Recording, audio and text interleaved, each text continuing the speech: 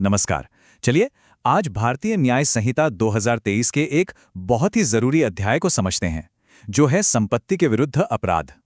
ये एक ऐसा टॉपिक है जो हमारी रोजमर्रा की जिंदगी से जुड़ा हुआ है। आज अध्याय 17 के इस पहले भाग में हम चोरी और उद्दापन जैसे शब्दों के पीछे जो कानूनी दांवपेंच है उनको एकदम साफ साफ समझेंगे। तो शुरू करते हैं। तो सबसे पहले एक सवाल जो अक्सर हम सबके दिमाग में आता है, चोरी, झपटमारी और उद्दापन। सुनने में तो ये सब एक जैसे लगते हैं ना, पर कानून की दुनिया में बीएनएस के तहत इनमें जमीन आसमान का फर्क है।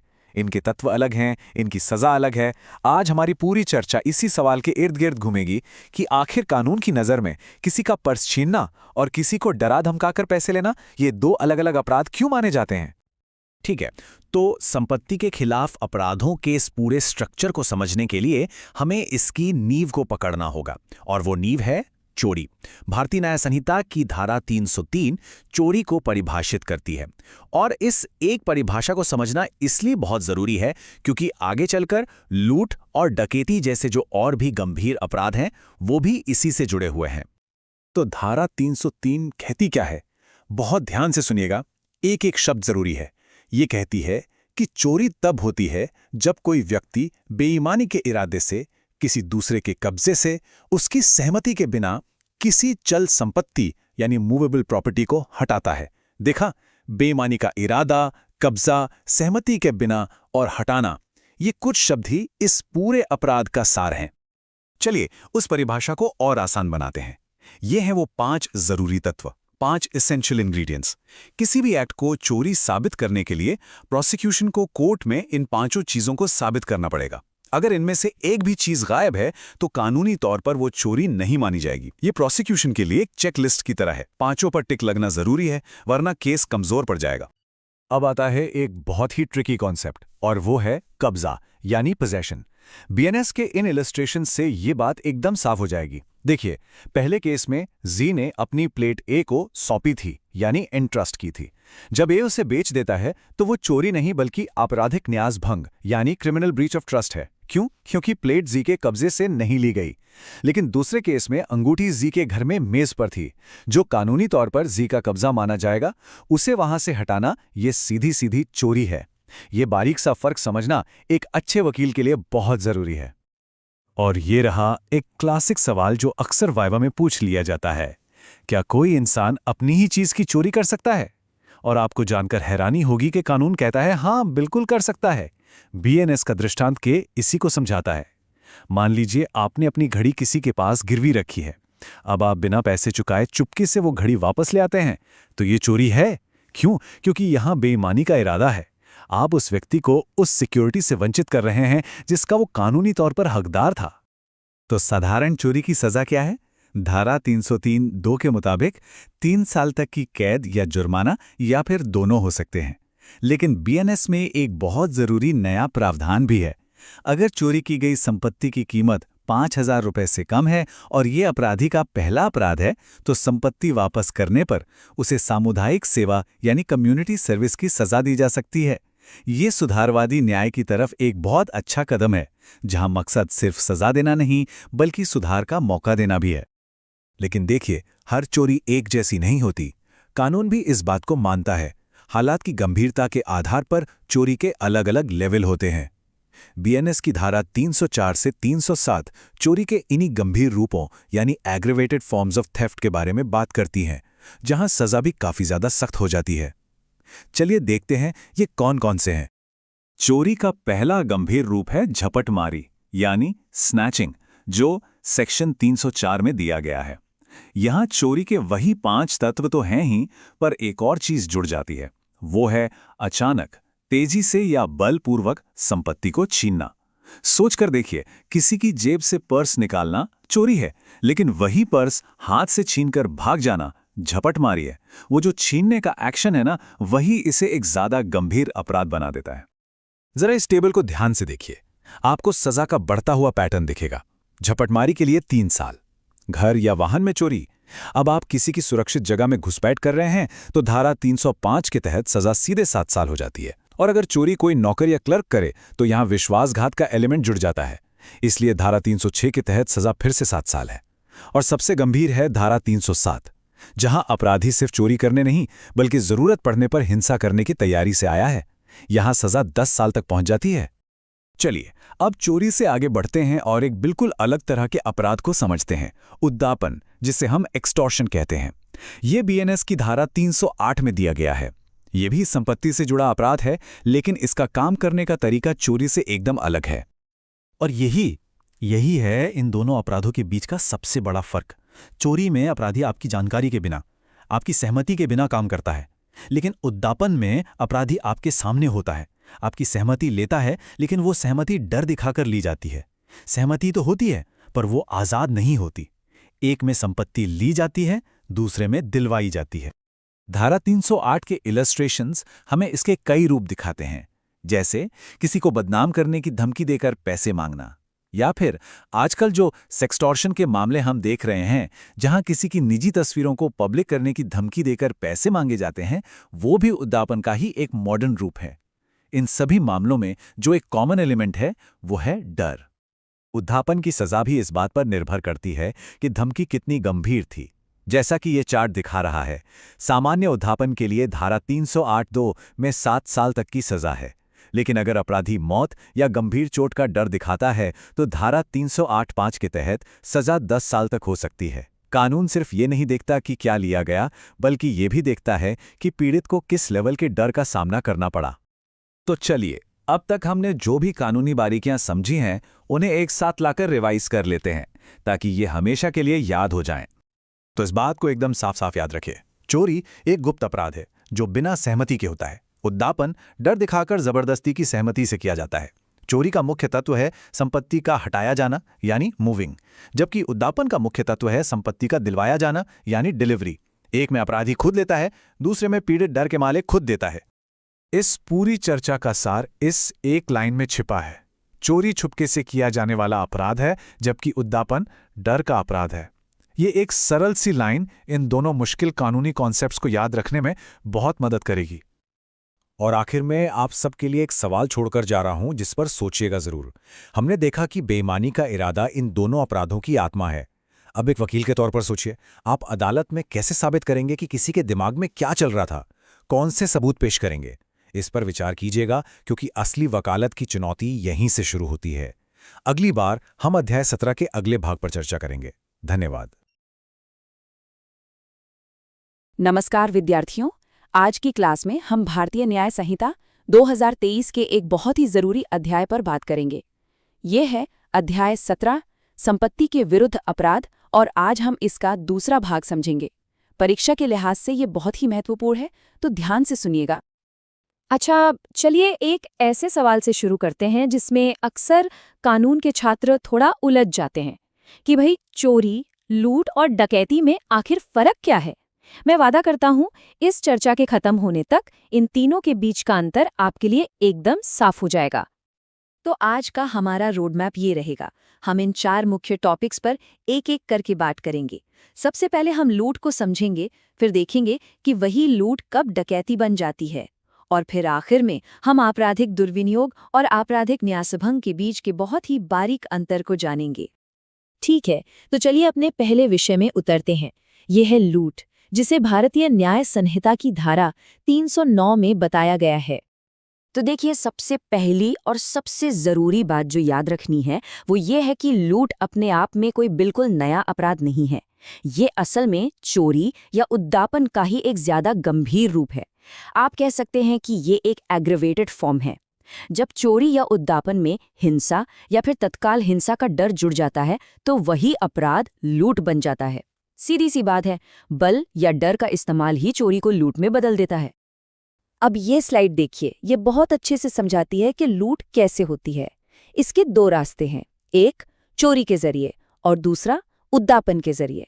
जब चोरी के साथ हिंसा या उसका तत्काल भय जुड़ जाए तो वो लूट बन जाती है, और जब उद्दापन करते समय व्यक्ति मौके पर मौजूद हो और उसे तत्काल चोट का भय दिखाया जाए तो वो भी लूट है। एक चीज पर गौर कीजिए, तत्काल भय यानी इंस्टेंट फियर, दोनों में एक कॉमन और बहुत जरूरी एलिमेंट है। चलिए कानून में दिए गए कुछ उदाहरण देखते हैं। पहले केस में देखिए, ए जेड को पकड़ता है, यहां बल का प्रयोग हुआ और फिर चोरी करता है, तो ये लूट हो गई।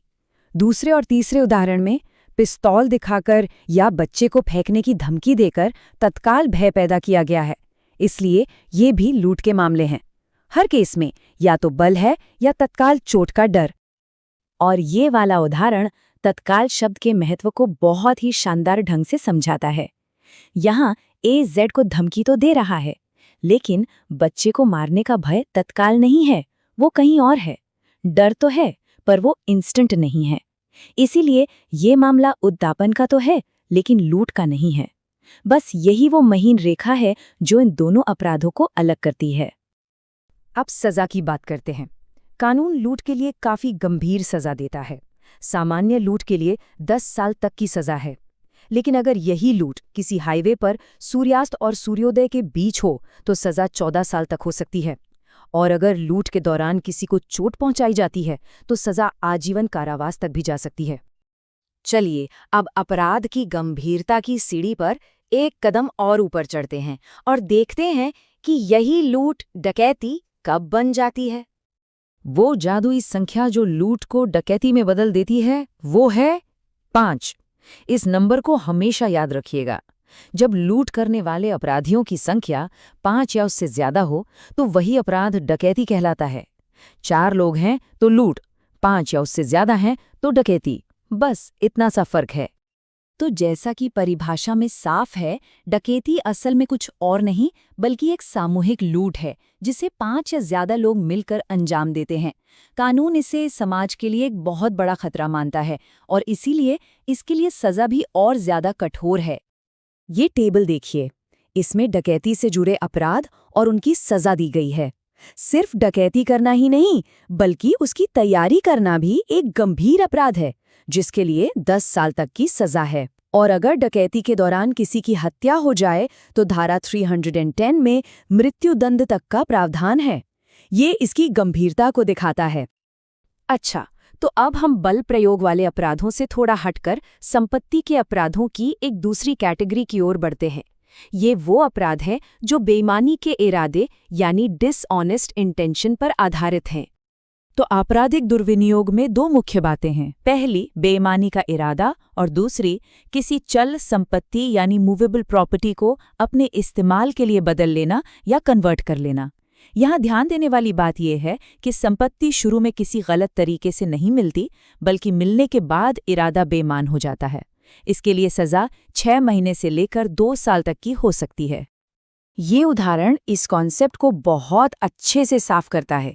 देखिए, जब एक किताब लेकर गया तो उसका इरादा गलत नहीं था, लेकिन बाद में जब उसने उस किताब को बेचने का फैसला किया और बेच दिया तो उसका इरादा बेईमानी का हो गया।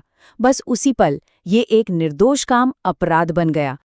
धारा 314 का स्पष्टीकरण 2 खोई हुई संपत्ति के बारे में बात करता है। मान लीजिए आपको सड़क पर कोई पर्स मिलता है तो उसे उठा लेना कोई अपराध नहीं है, लेकिन कानून कहता है कि आपको उसके असली मालिक को खोजने की उचित कोशिश करनी चाहिए। अगर आप ऐसी कोई कोशिश किए बिना उस संपत्ति को अपना मानकर इस्तेमाल कर लेते हैं तो ये आपराधिक दुर्विनियोग का अपराध बन जाता है। ये दोनों उदाहरण भी उसी बात पर जोर देते हैं। अपराध का असली क्षण वो है जब इरादा बेईमानी का हो जाता है और आप उस चीज को अपने फायदे के लिए इस्तेमाल कर लेते हैं। हो सकता है आपने पर्स लौटाने के लिए उठाया हो, लेकिन जिस पल आपने उसमें से पैसे निकालकर खर्च कर दिए, आप अपराधी बन गए। कानून इस अपराध को और भी ज्यादा गंभीरता से लेता है अगर वो संपत्ति किसी मृत व्यक्ति की हो, क्योंकि वो व्यक्ति अब अपनी संपत्ति की रक्षा नहीं कर सकता। और अगर अपराधी कोई नौकर या कर्मचारी था तो ये भरोसे का भी हनन है, इसलिए सजा और भी ज्यादा यानी 7 साल तक हो सकती है। चलिए अब हम अपने आज के आखिरी विषय पर आते हैं, जो है आपराधिक न्यासभंग। ये दुर्विनियोग से बहुत मिलता जुलता है, लेकिन इसमें विश्वास या न्यास यानी ट्रस्ट का एक बहुत ही महत्वपूर्ण एलिमेंट जुड़ा हुआ है। तो दुर्विनियोग और इसमें सबसे बड़ा फर्क एंट्रस्टमेंट यानी सौंपे जाने का है। दुर्विनियोग में संपत्ति आपको संयोग से मिल सकती है, जैसे सड़क पर पड़ा पर्स, लेकिन न्यासभंग में संपत्ति आपको एक भरोसे के तहत सौंपी जाती है और आप उसी भरोसे को तोड़ते हैं। ये किसी सड़क पर मिले पर्स को रखने और किसी दोस्त द्वारा संभालने के लिए दिए गए पैसों को खर्च कर देने के बीच का अंतर है। ये एक क्लासिक उदाहरण है। एक एग्जीक्यूटर को कानूनी तौर पर वसीयत के हिसाब से संपत्ति बांटने के लिए सौंपी जाती है। ये एक भरोसा है। अगर वो उस भरोसे को तोड़कर संपत्ति को अपने निजी इस्तेमाल में ले आता है तो उसने आपराधिक न्यास भंग किया है। तो यह स्लाइड दोनों के बीच के फर्क को बिल्कुल साफ कर देती है। परीक्षा के लिए इसे याद रखिएगा। आपराधिक दुर्विनियोग की शुरुआत होती है संपत्ति के संयोग से मिलने से, जहां बेईमान इरादा बाद में बनता है, जबकि आपराधिक न्यासभंग की शुरुआत ही भरोसे से होती है, जिसमें संपत्ति पहले सौंपी जाती है और फिर उस भरोसे को तोड़ा जाता है। और इसी के साथ हम एक आखिरी सवाल पर आके हैं। जैसा कि हमने आज देखा, इन अपराधों के दिल में इरादा और भरोसा जैसे शब्द हैं।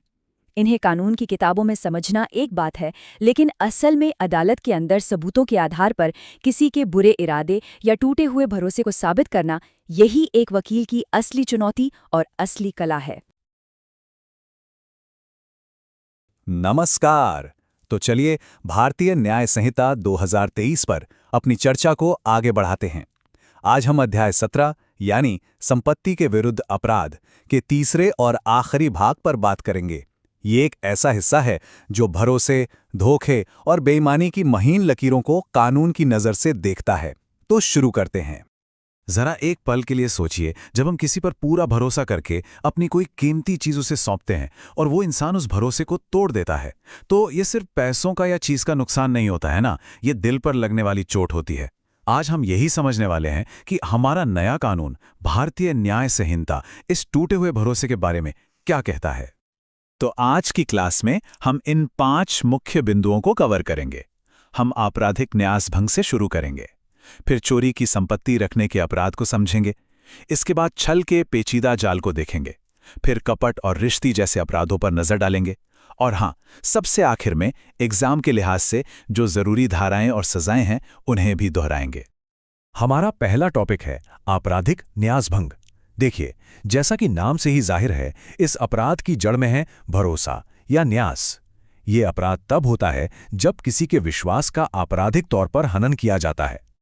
तो बीएनएस की धारा 316 इसे परिभाषित करती है। इसके 2 सबसे जरूरी तत्व हैं जिन्हें समझना बहुत जरूरी है। पहला है संपत्ति सौंपना यानी एंट्रस्टमेंट। यहां संपत्ति का मालिकाना हक नहीं दिया जाता, सिर्फ कब्जा, वो भी भरोसे पर। और दूसरा और सबसे अहम है बेईमानी से दुर्विनियोग यानी डिसऑनेस्ट मिसएप्रोप्रिएशन। इसका मतलब है कि जो संपत्ति भरोसे पर सौंपी गई थी उसका बेईमानी के इरादे से गलत इस्तेमाल करना। चलिए इसे एक आसान से उदाहरण से समझते हैं। मान लीजिए कोई व्यक्ति कहीं बाहर घूमने जा रहा है और अपना सारा फर्नीचर एक वेयरहाउस कीपर को इस भरोसे पर सौंपता है कि लौटने पर उसे वापस मिल जाएगा। लेकिन वेयरहाउस कीपर की नीयत खराब हो जाती है और वो इस फर्नीचर को बेच देता है। यहां उसने साफ तौर पर आपराधिक न्यासभंग का अपराध किया है, क्योंकि फर्नीचर उसे भरोसे पर सौंपा गया था, बेचने के लिए नहीं। एक और उदाहरण देखते हैं। एक व्यक्ति अपने एजेंट को पैसे भेजता है, ये कहकर कि इन पैसों को किसी अच्छी जगह निवेश कर देना। लेकिन एजेंट उन पैसों को निवेश करने की बजाय बेईमानी से अपने खुद के बिजनेस में लगा लेता है। यहां भी एजेंट ने आपराधिक न्यासभंग किया, क्योंकि उससे पैसे एक खास मकसद के लिए सौंपे गए थे जिससे उसने पूरा नहीं किया। अब इस स्लाइड पर जो बात सबसे दिलचस्प है वो है सजा का वर्गीकरण। धारा 316 के तहत सजा इस बात पर निर्भर करती है कि भरोसा तोड़ा किसने है। अगर कोई आम इंसान ये अपराध करता है तो सजा 5 साल तक है। लेकिन अगर कोई वाहक, क्लर्क या सेवक जिन्हें किसी खास काम के लिए रखा गया है वो ऐसा करता है तो सजा बढ़कर 7 साल तक हो जाती है। और सोचिए, अगर कोई लोक सेवक, बैंकर या एजेंट जिन पर समाज और भी ज्यादा भरोसा करता है वो ये अपराध करे तो सजा बहुत सख्त है, 10 साल से लेकर आजीवन कारावास तक।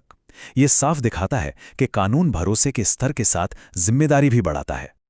चलिए अब अपने अगले विषय पर चलते हैं। कानून की नज़र में सिर्फ चोरी करना ही अपराध नहीं है। जो लोग चोरी का माल जानते बूझते हुए खरीदते हैं, रखते हैं या उसे छिपाने में मदद करते हैं, वे भी अपराधी हैं। ये कदम अपराध की पूरी चेन को तोड़ने के लिए बहुत जरूरी है। बीएनएस की धारा 317 के मुताबिक चोरी की संपत्ति का दायरा बहुत बड़ा है। इसमें सिर्फ चोरी से मिली चीजें ही नहीं आती, बल्कि जबरन वसूली, डकैती, छल या यहां तक कि आपराधिक न्यास भंग से हासिल की गई कोई भी संपत्ति शामिल है। मतलब अगर संपत्ति का कब्जा गैर कानूनी तरीके से मिला है तो वो चोरी की संपत्ति मानी जाएगी। यहां भी सजा अपराध की गंभीरता के हिसाब से तय होती है। अगर कोई ये जानते हुए कि संपत्ति चोरी की है उसे बेईमानी से खरीदता या रखता है तो उसे 3 साल तक की सजा हो सकती है। लेकिन अगर वो माल डकैती का है या फिर वो व्यक्ति आदतन अपराधी है, बार बार ऐसा करता है, तो सजा बहुत ज्यादा सख्त हो जाती है, 10 साल से लेकर आजीवन कारावास तक। और हां, चोरी के माल को छिपाने में मदद करने पर भी 3 साल तक की सजा है। हमारा अगला बड़ा टॉपिक है छल या चीटिंग। ये आपराधिक न्यासभंग से अलग है और ये फर्क समझना बहुत जरूरी है। देखिए, न्यासभंग में हो सकता है कि शुरू में इरादा नेक हो पर बाद में बेईमानी आ जाए, लेकिन छल में धोखा देने का इरादा, बेईमानी की नीयत बिल्कुल शुरू से ही मौजूद होती है। धारा 318 का सार यही है। इसमें एक व्यक्ति दूसरे को धोखा देता है और उस धोखे के दम पर उसे कोई संपत्ति देने या कोई ऐसा काम करने के लिए उकसाता है जिससे उस सामने वाले व्यक्ति को नुकसान हो जाए। यहां ये जो शब्द है ना, प्रेरित करना यानी इंड्यूसमेंट, ये बहुत महत्वपूर्ण है। ये एक बहुत ही जरूरी कानूनी अंतर है जिसे आप सबको समझना होगा। अगर कोई व्यक्ति कोई कॉन्ट्रैक्ट करते वक्त ही जानता है कि वो उसे पूरा नहीं करेगा और उसकी नीयत धोखा देने की है, तो ये छल है, एक क्रिमिनल ऑफेंस। लेकिन अगर कॉन्ट्रैक्ट करते वक्त उसका इरादा सही था पर बाद में किसी वजह से वो उसे पूरा नहीं कर पाया, तो ये संविदा भंग यानी ब्रीच ऑफ कॉन्ट्रैक्ट है, जो एक सिविल मामला है। तो सारा खेल इस बात का है कि बेईमानी का इरादा किस समय पर था। धारा 319 छल के एक खास और गंभीर रूप की बात करती है, प्रतिरूपण द्वारा छल। सीधे शब्दों में कहें तो किसी और की पहचान अपनाकर धोखा देना। ये किसी असली इंसान का रूप लेना भी हो सकता है या किसी मनगढ़ंत इंसान का, जैसे कोई खुद को इनकम टैक्स ऑफिसर बताकर किसी से पैसे ऐंठ ले। क्योंकि इस तरह का अपराध विश्वास की नींव पर बहुत गहरी चोट करता है, इसलिए धारा 319 के तहत इसके लिए सजा भी सख्त है। प्रतिरूपण द्वारा छल करने वाले को 5 साल तक की कैद या जुर्माना या फिर दोनों से दंडित किया जा सकता है। अच्छा, अब अपनी चर्चा के आखिरी हिस्से की तरफ बढ़ते हैं और कपटपूर्ण लेन देन और रिश्ती जैसे 2 और संपत्ति अपराधों को जल्दी से समझ लेते हैं। धारा 320 से 323 उन कामों के बारे में है जहां कोई व्यक्ति अपने लेनदारों यानी जिनसे उसने उधार लिया है, उन्हें धोखा देने के लिए अपनी संपत्ति को बेईमानी से हटाता, छिपाता है या किसी और के नाम कर देता है। मकसद साफ है, लेनदारों को उनका पैसा न देना पड़े। ऐसे धोखाधड़ी वाले कामों के लिए 2 से 3 साल तक की कैद का प्रावधान है। और आखिर में है धारा 324 जो रिश्ती को परिभाषित करती है। आसान भाषा में रिश्ती का मतलब है जानबूझकर किसी की संपत्ति को तबाह करना या उसे नुकसान पहुंचाना जिससे उसे गलत तरीके से हानि हो। इसमें इरादा सबसे जरूरी है। भले ही अपराधी को खुद कोई फायदा ना हो, लेकिन अगर उसका इरादा दूसरे को नुकसान पहुंचाने का है तो ये रिश्ती का अपराध माना जाएगा। तो आज हमने कई जरूरी अपराधों पर बात की है। अब परीक्षा की तैयारी के लिए इन सभी मुख्य धाराओं को एक बार फिर से जल्दी से दोहरा लेते हैं। इसे बिल्कुल याद कर लीजिए। धारा 316 है आपराधिक न्यासभंग, धारा 317 है चोरी की संपत्ति से जुड़ी, धारा 318 छल को परिभाषित करती है और 319 है प्रतिरूपण द्वारा छल, और आखिर में धारा 324 रिश्ती के अपराध के बारे में है। ये लिस्ट आपके लिए एक क्विक रेफरेंस गाइड की तरह काम आएगी। इस पूरे विश्लेषण के बाद एक सवाल मन में आता है कि कानून संपत्ति की तो रक्षा कर सकता है, अपराधी को सजा भी दिला सकता है, लेकिन क्या कोई कानूनी प्रक्रिया किसी के टूटे हुए भरोसे को सच में वापस जोड़ सकती है? ये एक ऐसा सवाल है जो हमें कानून के सामाजिक और नैतिक पहलुओं पर सोचने के लिए मजबूर करता है। इस पर सोचिएगा जरूर। अगली क्लास में मिलते हैं। नमस्कार स्टूडेंट्स, आज की क्लास में हम भारतीय न्याय संहिता 2023 के एक बहुत ही जरूरी चैप्टर पर बात करेंगे। ये है अध्याय 17 का चौथा भाग जो संपत्ति के खिलाफ होने वाले अपराधों से जुड़ा हुआ है।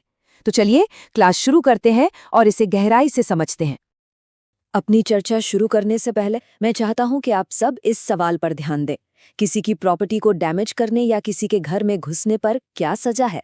यही सवाल आज की हमारी पूरी क्लास का सेंटर पॉइंट है। हम यही समझेंगे कि हमारा नया कानून ऐसे मामलों से कैसे निपटता है। ठीक है, तो ये रहा आज का हमारा रोड मैप।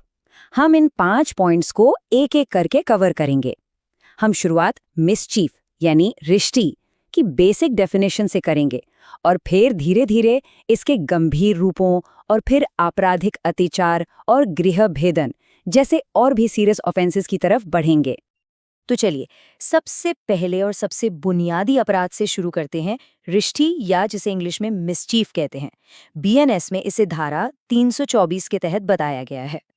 तो कानून की नज़र में रिश्ती का मतलब क्या है? देखिए, इसका मतलब है जब कोई व्यक्ति जानबूझकर इस इरादे से कि किसी दूसरे को नुकसान हो, उसकी संपत्ति को या तो नष्ट कर दे या फिर उसकी वैल्यू या यूटिलिटी को कम कर दे, जैसे किसी के ज़रूरी कागजात जला देना। यहाँ सबसे ज़रूरी शब्द है इरादा, इंटेंशन होना बहुत ज़रूरी है। अब यहाँ एक बहुत दिलचस्प बात है, बीएनएस सजा को सीधे सीधे नुकसान की रकम से जोड़ता है। अगर कोई छोटा मोटा नुकसान है तो धारा 324(2) के तहत 6 महीने की सजा है, लेकिन अगर वही नुकसान बढ़कर 1 लाख रुपए से ज्यादा का हो जाए तो देखिए धारा 324(5) के तहत सजा सीधे 5 साल तक की जेल हो जाती है। हमारा कानून सिर्फ एक्ट को नहीं देखता, बल्कि उसके पीछे की तैयारी को भी बहुत गंभीरता से लेता है। धारा 324(6) इसी बारे में है। ये कहती है कि अगर कोई सिर्फ प्रॉपर्टी डैमेज नहीं कर रहा, बल्कि साथ में किसी को चोट पहुंचाने या जान से मारने की पूरी तैयारी करके आया है, तो ये एक बहुत गंभीर अपराध है और सजा 5 साल तक की हो सकती है। चलिए अब रिश्ती के और भी गंभीर यानी कि एग्रेवेटेड फॉर्म्स को देखते हैं। यहाँ अपराध की गंभीरता इस बात पर निर्भर करती है कि किस तरह की संपत्ति को या किस तरीके से नुकसान पहुंचाया गया है। इसका जिक्र धारा 325 से 327 में किया गया है। आप देख सकते हैं कि जैसे जैसे अपराध का असर समाज पर बढ़ता है, सजा भी उतनी ही कठोर होती जाती है। किसी जानवर को मारने पर 5 साल की सजा है, लेकिन अगर कोई आग लगाकर किसी के घर या किसी पूजा की जगह को नष्ट कर दे तो धारा 326(g) के तहत सजा सीधे आजीवन कारावास तक जा सकती है। इससे ये साफ पता चलता है कि कानून किसी के घर और आस्था को कितना ऊंचा दर्जा देता है। और फिर आता है रिश्ते का सबसे गंभीर रूप, जो धारा 327 में दिया गया है। किसी ट्रेन, प्लेन या बड़े जहाज को नष्ट करना या करने की कोशिश करना। क्यों? क्योंकि इससे हजारों लोगों की जान को खतरा हो सकता है। इसीलिए इसकी सजा बहुत सख्त है, 10 साल से लेकर आजीवन कारावास तक। ठीक है, तो हमने प्रॉपर्टी को डैमेज करने के बारे में समझ लिया। अब हम गियर बदलते हैं और एक दूसरे तरह के अपराध पर आते हैं, किसी की प्रॉपर्टी में गैरकानूनी तरीके से घुसना। ये है आपराधिक अतिचार और गृह अतिचार, जिसका जिक्र धारा 329 में है। तो ये क्रिमिनल ट्रेसपास आखिर है क्या? देखिए, ये सिर्फ किसी की जमीन पर चले जाना नहीं है।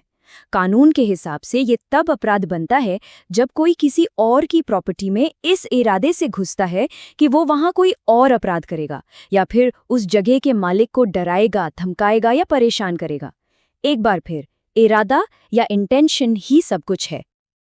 अब इन दोनों के बीच का फर्क समझना बहुत जरूरी है। आपराधिक अतिचार किसी भी तरह की प्रॉपर्टी पर हो सकता है, जैसे कोई खेत हो या कोई ऑफिस। लेकिन गृह अतिचार, जैसा कि नाम से ही साफ है, सिर्फ किसी के घर, पूजा की जगह या ऐसी जगह पर लागू होता है जहां लोग कीमती सामान रखते हैं। इसीलिए गृह अतिचार की सजा ज्यादा है, 1 साल तक की जेल, क्योंकि ये किसी के घर की सुरक्षा और पवित्रता का उल्लंघन है। चलिए अब हम अतिचार के सबसे गंभीर रूप यानी गृह भेदन या हाउस ब्रेकिंग पर आते हैं। यहाँ मामला सिर्फ घर में घुसने का नहीं है। यहाँ फर्क इस बात से पड़ता है कि कोई किस तरीके से घर के अंदर आया। इसकी पूरी परिभाषा धारा 330 में दी गई है। धारा 330 में गृह भेदन के 6 अलग अलग तरीके बताए गए हैं, जैसे दीवार में सेंध लगाकर घुसना, किसी ऐसी खिड़की से आना जो इंसानों के आने जाने के लिए नहीं है, ताला तोड़ना, या फिर घर के किसी सदस्य को डरा धमकाकर जबरदस्ती दरवाजा खुलवाना। कानून इन सभी तरीकों को सामान्य अतिचार से कहीं ज्यादा गंभीर अपराध मानता है। तो अगर कोई इन तरीकों में से किसी का भी इस्तेमाल करता है तो धारा 331 के तहत उसे कम से कम 2 साल तक की जेल और जुर्माना हो सकता है। ये सिर्फ एक बेसलाइन है, शुरुआती सजा है, क्योंकि जैसे जैसे हालात गंभीर होते हैं सजा भी बढ़ती जाती है। अपराध किस समय किया गया, इससे सजा पर बहुत बड़ा असर पड़ता है। दिन में किया गया गृह भेदन 2 साल की सजा दिला सकता है, लेकिन अगर वही अपराध सूर्यास्त के बाद यानी रात में किया जाए तो सजा 3 साल तक हो जाती है। और अगर रात में कोई चोरी के इरादे से घर में घुसे, जैसा कि धारा 331(4) में है, तो सजा सीधे 14 साल तक पहुंच सकती है। कानून मानता है कि रात के अंधेरे में किया गया अपराध ज्यादा खतरनाक होता है। अब हम उन सबसे खतरनाक मामलों की बात करेंगे जहां अपराधी सिर्फ घर में नहीं घुसता, बल्कि वो हिंसा करने की पूरी तैयारी से आता है या किसी को गंभीर चोट पहुंचा देता है। ऐसे मामलों में कानून कोई भी नरमी नहीं बरतता। जी हाँ, कुछ खास परिस्थितियों में सजा आजीवन कारावास यानी कि उम्र कैद तक हो सकती है। इससे ये साफ है कि कानून किसी के घर की सुरक्षा और उसमें रहने वालों की जान को सबसे ज्यादा अहमियत देता है। तो सवाल उठता है कि ये आजीवन कारावास की सजा कब हो सकती है? धारा 331 और 332 इसे बिल्कुल साफ करते हैं। ये तब होता है जब गृह भेदन के दौरान किसी को गंभीर चोट पहुंचाई जाए या किसी की जान लेने की कोशिश की जाए, या फिर अगर कोई घर में इस इरादे से घुसे कि वो कोई ऐसा अपराध करेगा जिसकी सजा ही मौत है। इन सिचुएशंस में कानून सबसे सख्त सजा देता है। अच्छा, क्लास खत्म करने से पहले एक और मजेदार कानूनी फैक्ट। धारा 334 के मुताबिक अगर कोई किसी बंद तिजोरी या संदूक को बेईमानी के इरादे से तोड़ता या खोलता है तो ये अपने आप में एक अपराध है, भले ही उसने उसमें से कुछ चुराया हो या नहीं। इसके लिए भी 2 से 3 साल तक की जेल हो सकती है। ये दिखाता है कि हमारा कानून कितना डिटेल्ड है। तो आज के इस पूरी चर्चा के बाद मैं आप सबके लिए एक सवाल छोड़कर जा रहा हूँ। ये कानून किसी व्यक्ति की निजी सुरक्षा यानी उसकी पर्सनल सेफ्टी और उसकी संपत्ति के अधिकार यानी राइट टू प्रॉपर्टी के बीच एक बैलेंस कैसे बनाते हैं? असल में यही इस पूरे चैप्टर का सार है। इस पर सोचिएगा जरूर। अगली क्लास में मिलते हैं।